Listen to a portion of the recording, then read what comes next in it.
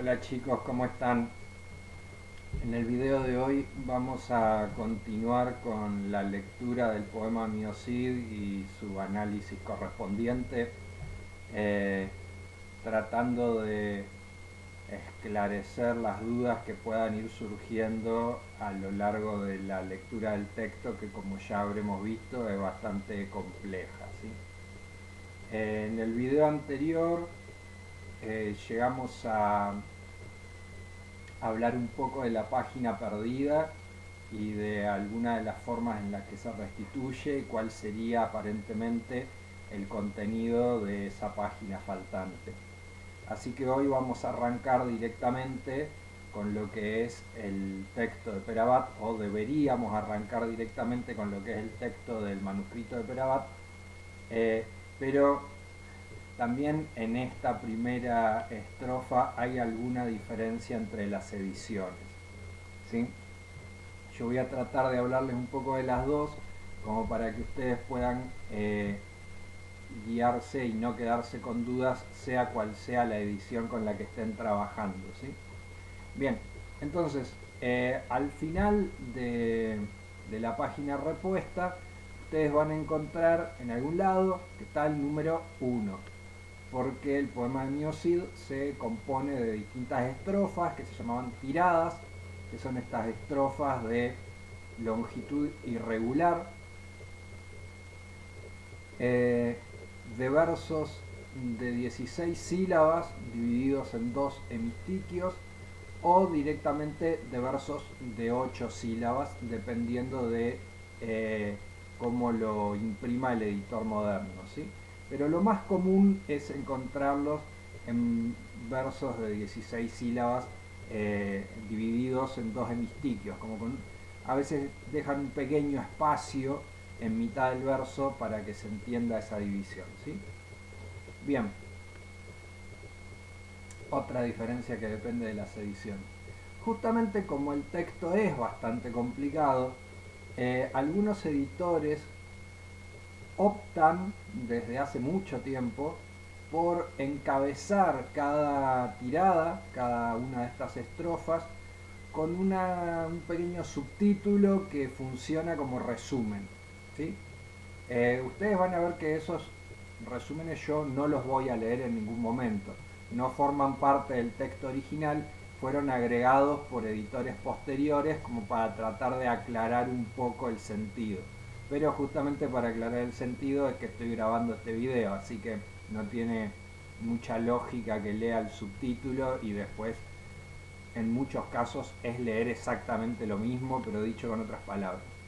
Ahora, el primero, sí, tiene casi obligatoriamente una pequeña explicación que conecta la parte en prosa con la primera estrofa, y es esta que dice: envió por sus parientes y vasallos y les dijo cómo el rey lo mandaba salir de todas sus tierras y que le daban de plazo no más de 9 días, y que quería saber de entre ellos quiénes querían ir con él y quiénes quedarse en Vivar. Bueno, eh, en el capítulo anterior de estos videos habíamos visto justamente que el conde García Ordóñez había enemistado al rey con el Cid, ¿sí? Aparentemente lo había denunciado al Cid como que se había quedado con parte del tributo que el rey de Sevilla había pagado, y el rey entonces lo destierra. El Cid reúne a sus hombres para ver si alguien lo va a acompañar al destierro. Es una cosa bastante complicada de entender si no nos ponemos en el contexto de lo que es la sociedad medieval. Yo estoy seguro de que sociedad medieval, feudalismo, son temas que ustedes vieron en historia, ¿sí? Pero bueno, viene bien que los repasemos un poquito, como para refrescar un poco la memoria.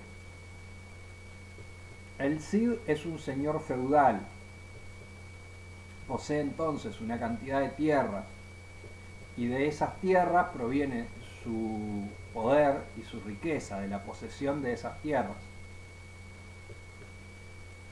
Las tierras en la sociedad medieval, chicos, son prácticamente el único bien productivo. Ustedes tengan en cuenta que en la sociedad medieval no hay eh, fábricas, no existe, ¿sí? Es preindustrial justamente. Eh, entonces, como que el señor feudal posee en propiedad el único bien productivo de la sociedad de su época, que es la tierra.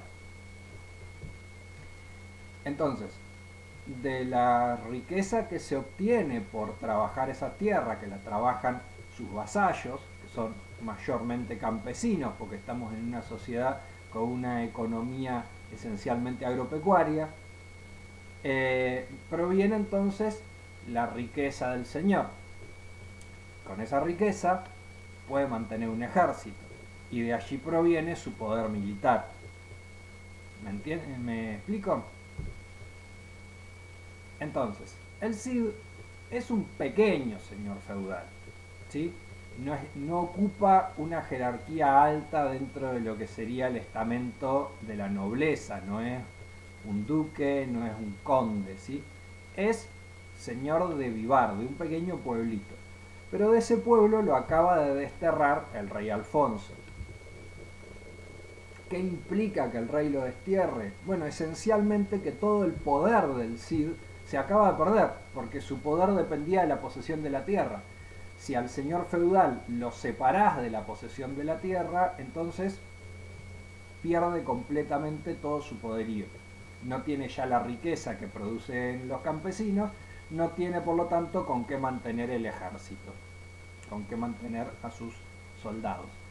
Cuando acá el Cid reúne a sus hombres y les pregunta quiénes quieren desterrarse con él, no se hagan a la idea de que el Cid se va a desterrar con todos sus campesinos. El Cid se va a desterrar esencialmente con su ejército, si es que ellos acceden a acompañarlo al destierro, ¿sí?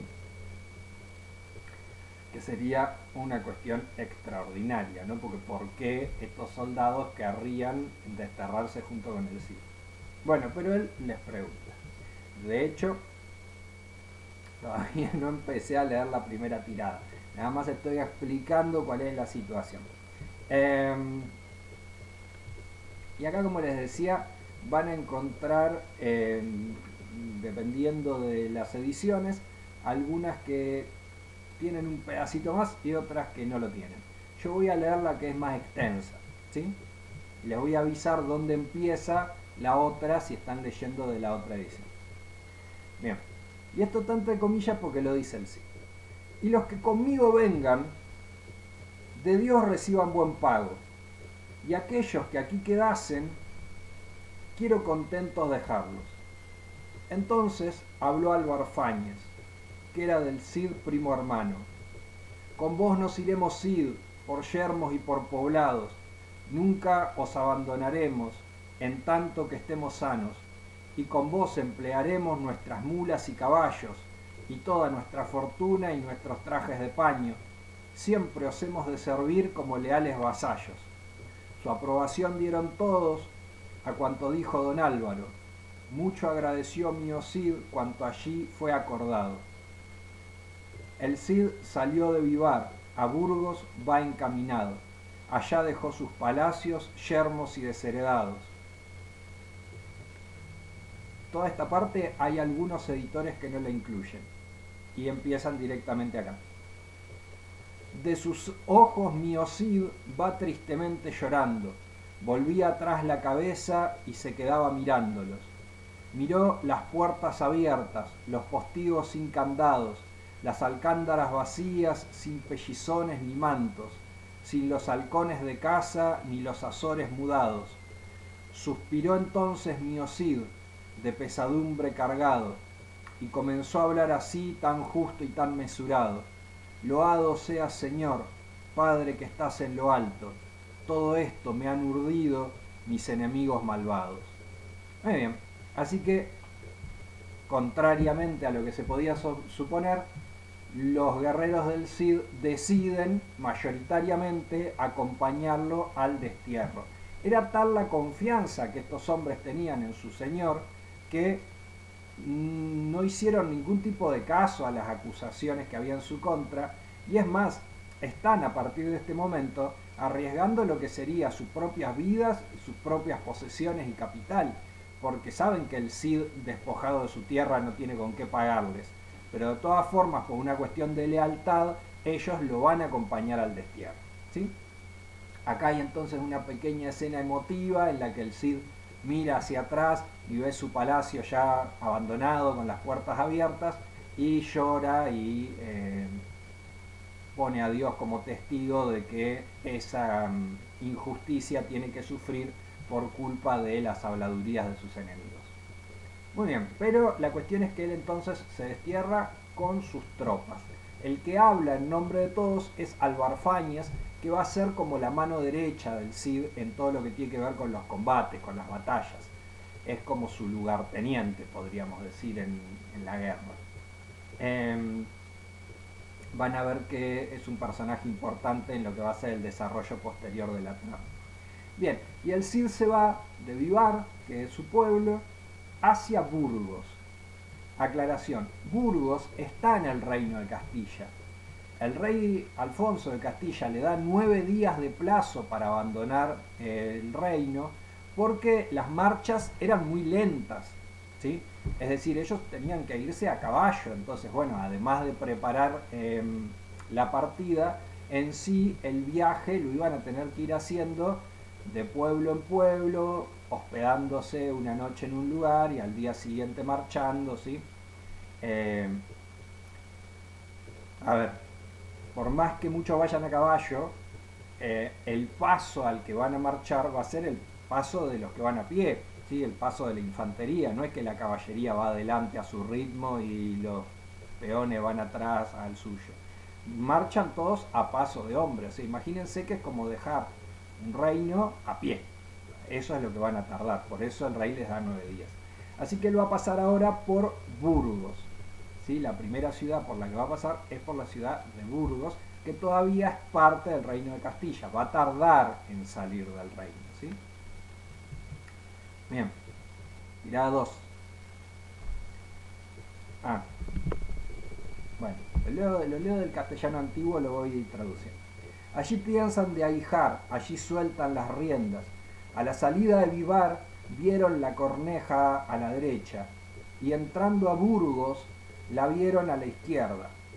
Sacudió mi Cid los hombros y levantó la cabeza. Albricias, Albarfaña, que echados somos de tierra. Esta tirada es cortita, ¿sí? ¿Qué pasa acá? Bueno, nada. Aguijar los caballos es espolear los caballos para que empiecen a marchar y soltarle la rienda. Bien. Ahora, a la salida de Vivar vieron una corneja, que es un pájaro, espero que lo hayan incluido en su glosario, volando a la derecha. Esto lo aclara el narrador porque era considerado una señal de buen augurio, un buen presagio, ¿sí? Un presagio favorable, como que tal vez ese viaje iniciaba con buena suerte. Pero cuando estaban llegando a Burgos, ven a la corneja volando a su izquierda. Y esto, por el contrario, era considerado un mal presagio. Entonces el Cid recibe así como señales contradictorias del destino, como que no sabe si va a ser afortunado o desgraciado su destierro. ¿Qué hace el Cid ante esto? Sacude los hombros, levanta la cabeza y acepta lo que el destino le tenga preparado, ¿sí? Es más, le dice al Barfaño, alegrémonos de que nos están desterrando. Una más. También hay editores que agregan acá un verso más, ¿sí? Que es cuando Albricias, Álvar Fáñez, que echados somos de tierra, y hay algunos que le agregan, mas a gran honra volveremos a Castilla. Castilla. Pero aparentemente tampoco forma parte del manuscrito original. Bueno, tirada 3. El Cid entra en Burgos. Mi Cid Rodrigo Díaz en Burgos entró. en su compañía 60 pendones.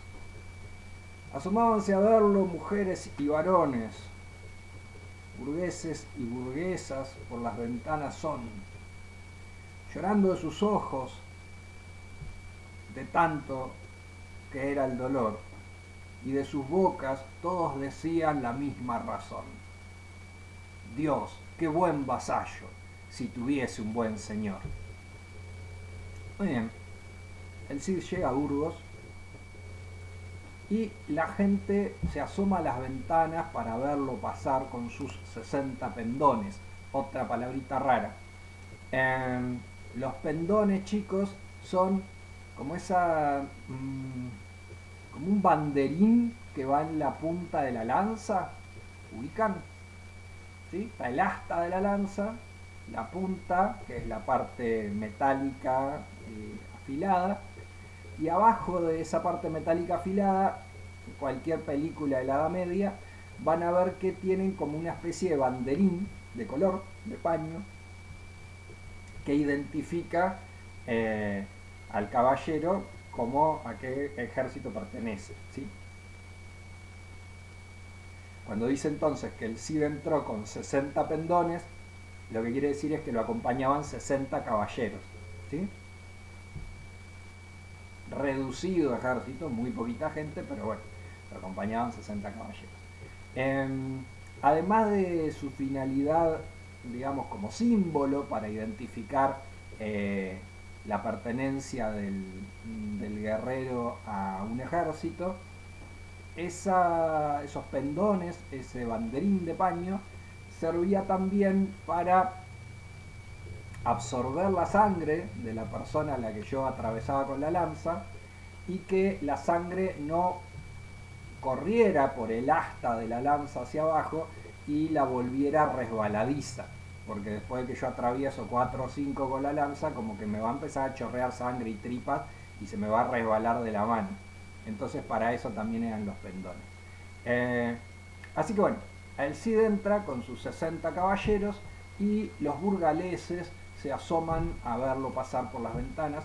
Pero fíjense que los burgaleses también, ellos lloran, están conmovidos por el destierro del Cid. Y todos dicen lo mismo, que el Cid es un buen vasallo, que el problema es que no tiene un buen señor. Es decir, que ellos consideran que el rey Alfonso está cometiendo un error al desterrar al Cid, ¿sí? Muy bien. Espero que se vaya entendiendo. Tirada cuarta. Tengo la versión modernizada y la medieval y son muy distintas. Bueno, le voy a leer de la modernizada esta tirada, ¿sí? Pero cualquier cosa, si hay alguna diferencia importante, se las aclaro. Bien. De grado le albergarían, mas ninguno se arriesgaba. Que el rey don Alfonso al Cid le tenía una gran saña. Antes de la noche a Burgos llegó aquella real carta con severas prevenciones y fuertemente sellada, que a mi Cid Ruy Díaz nadie le diese posada, y si alguno se la diese supiese que le esperaba, que perderían sus bienes y los ojos de la cara, y que además perdería la salvación del cuerpo y alma. Se escondían de mi Cid, no osaban decirle nada. El campeador entonces se dirigió a su posada. Así que llegó a la puerta, encontrósela cerrada. Por temor al rey Alfonso, acordaron el cerrarla, tal que si no la rompiese no la abrirían por nada. Les decía antes, un viaje en la Edad Media se tenía que hacer por etapas. Se marchaba unas horas durante el día, a la noche acampaban, si quedaban en medio del campo acampaban, y si estaban cerca de alguna ciudad pasaban la noche en alguna posada. Bueno, el Cid aparentemente tenía una posada en la que se albergaba siempre que pasaba por Burgos. Entonces se dirige directamente ahí, pero cuando llega encuentra la puerta cerrada, porque, como acabo de leer, el rey Alfonso había amenazado a todos los burgaleses para que ninguno le diese alojamiento ni provisiones al Cid y sus hombres, ¿sí? Así que tienen todos mucho miedo de la cólera del rey y se quedan encerrados en sus casas. Prosigo. Los que van con Miocid con grandes voces llamaban, mas los que adentro vivían no respondían palabra. Aguijó entonces Miocid, hasta la puerta llegaba, sacó el pie de la estribera y en la puerta golpeaba, mas no se abría la puerta y estaba muy bien cerrada. El Cid sigue a caballo, ¿no? Lo que hace es sacar el pie del estribo y con la bota golpear la puerta. Pero nada, nadie abría. Hay que entender que en esta parte hay un momento de tensión dramática, ¿sí? Que a nosotros como lectores actuales nos puede pasar desapercibido. Pero el hecho de que esta gente de Burgos no pueda hospedar al Cid los pone en una situación muy violenta, porque si obedecen al rey, los hombres del Cid pueden enojarse y saquear la ciudad, destruir la ciudad, ¿sí? Por más que ustedes me digan, pero son 60 nada más, sí, pero son 60 guerreros a caballo. Y la gente de Burgos eran civiles y campesinos y comerciantes. Al mismo tiempo, si desobedecen al rey, se exponen al castigo que, como vieron, decía que perderían sus bienes y le sacarían los ojos y los matarían y condenarían su alma. Así que estaba muy complicada esta gente. Se produce acá entonces un momento de tensión dramática, que nosotros no sabemos cómo se va a resolver, ¿sí? ¿Qué va a hacer el Cid?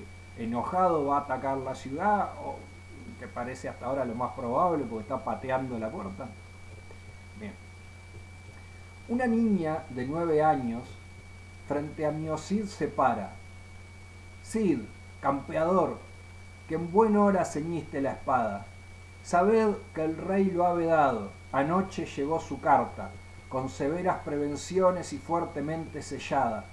No nos atrevemos a daros asilo por nada, porque si lo hiciéramos perderíamos nuestras haciendas y casas, y hasta podría costarnos los ojos de nuestras caras. Oh buen Cid, en nuestro mal no habías de ganar nada. Que el Creador te proteja, Cid, con tus virtudes santas. Eso la niña le dijo, y se volvió hacia su casa. Ya vio el Cid que de su rey no podía esperar gracia.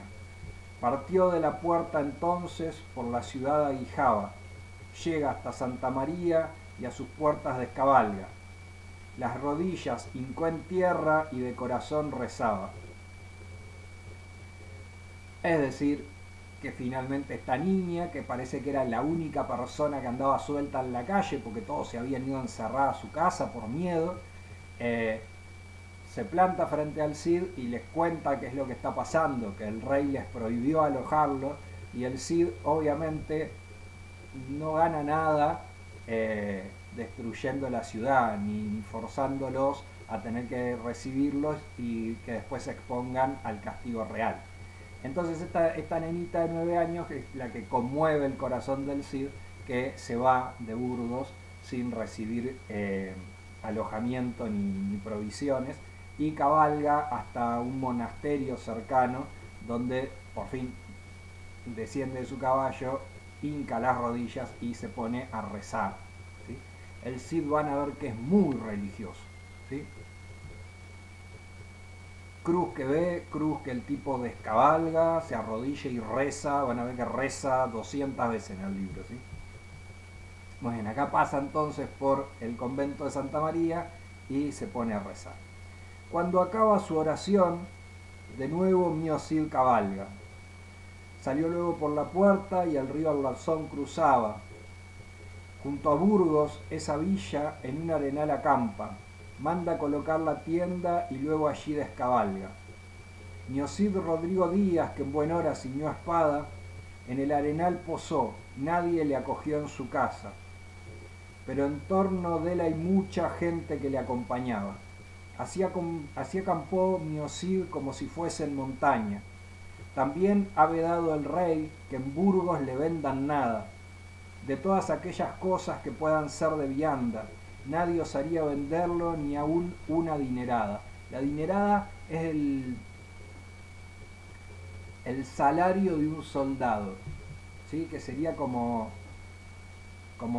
lo que hace falta para comer y mantener un soldado durante un día, ¿sí? El Cid marcha con 60 caballeros y nadie en Burgos le vendió ni siquiera para comer, así que están en una situación desesperada. Creo que habíamos quedado en leer hasta la tirada 5, así que voy a leer la 5 también. Vemos si hay algo que explicar y si no cortamos acá que se nos hace largo el video.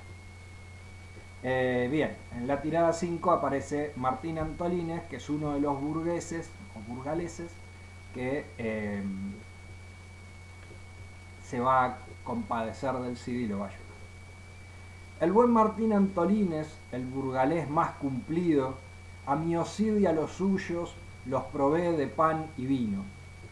No lo compró, porque era de cuanto llevó consigo. Así que todo condumio bien los hubo abastecido.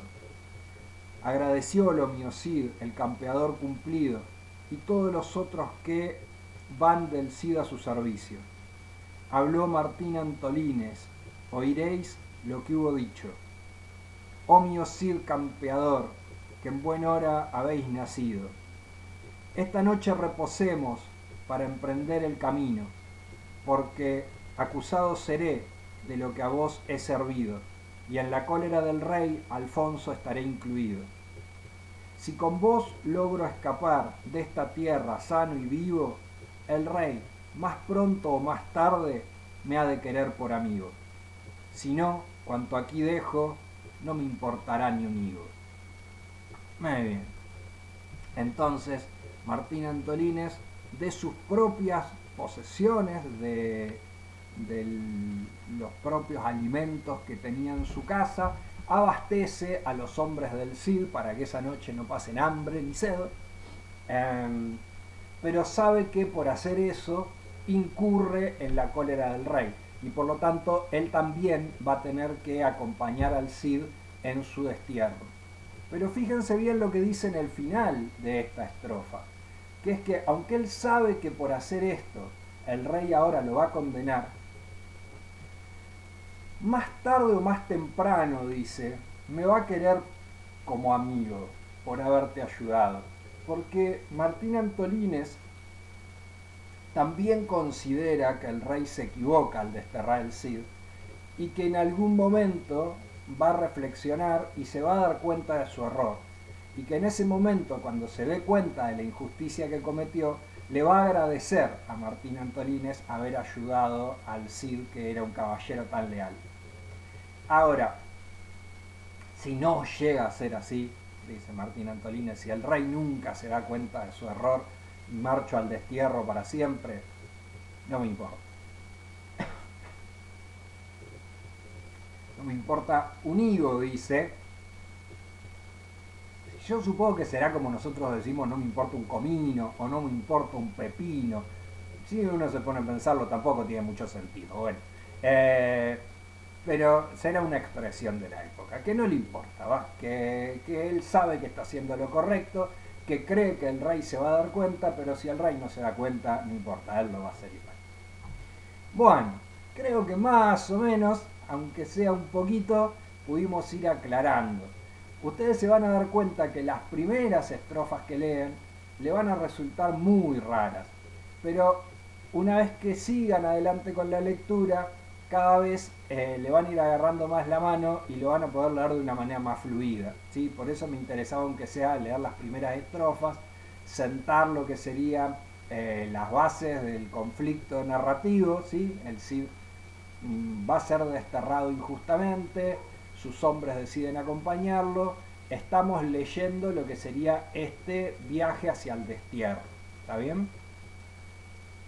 Teniendo eso claro, creo que pueden seguir leyendo algunas estrofas más y en tal caso, como siempre les digo, si van surgiendo dudas, que por cierto esta semana no me preguntaron nada, el texto era dificilísimo, ni una pregunta por acá, ni una pregunta por el Classroom, nada me hicieron, pero Yo también creo que ustedes van a reflexionar, se van a dar cuenta de lo mal que está su actitud y si tienen dudas me van a ir preguntando, ¿sí? Me preguntan por acá, me preguntan por el Classroom, como siempre les digo, chicos. Nos vemos, cuídense mucho.